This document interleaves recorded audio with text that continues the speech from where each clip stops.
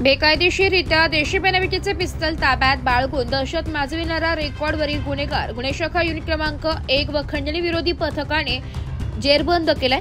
याबद्दल अधिक माहिती अशी की दिनांक 1 सप्टेंबर रोजी गुन्हे शाखा युनिट क्रमांक 1 कडील पोलीस अंमलदार नितीन जगताप खंडणी विरोधी पथक कडील पोलीस हवालदार दत्तात्रय चकोर अशांना त्यांच्या गुप्त बातमीदारामार्फत बातमी मिळाली की रेकॉर्डवरील गुन्हेगार योगेश चव्हाण हा देशी बनावटीचे पिस्टल विना परवाना जवळ बाळगून नीलकंठेश्वर महादेव मंदिराजवळ मानूरगाव नाशिक परिसरात हातात पिस्टल घेऊन दहशत माजवीत आहे अशी खात्रीशीर बातमी मिळाल्यावरून सदरची बातमी वरिष्ठ पोलीस निरीक्षक मधुकर कडे यांना कळून त्यांच्या मार्गदर्शनाखाली पथक तयार करून सदर ठिकाणी सापळा लावून सदरी समाज चिताफीने पकडून ताब्यात घेऊन त्याचं नाव गाव विचारले असतात आणि त्याचं नाव योगेश बाळकृष्ण चव्हाण वर्ष 27 राहणार रेशीम बंदलॉन शंभूराजे कॉलनी बंगला नंबर 1 हिरावाडी पंचवटी नाशिक असे सांगितले।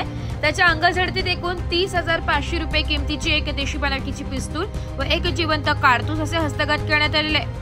सदर आरोपी हा रेकॉर्डवरील सराईत गुन्हेगार असून त्याच्या विरुद्ध अनेक गुन्हे दाखल करण्यात आले।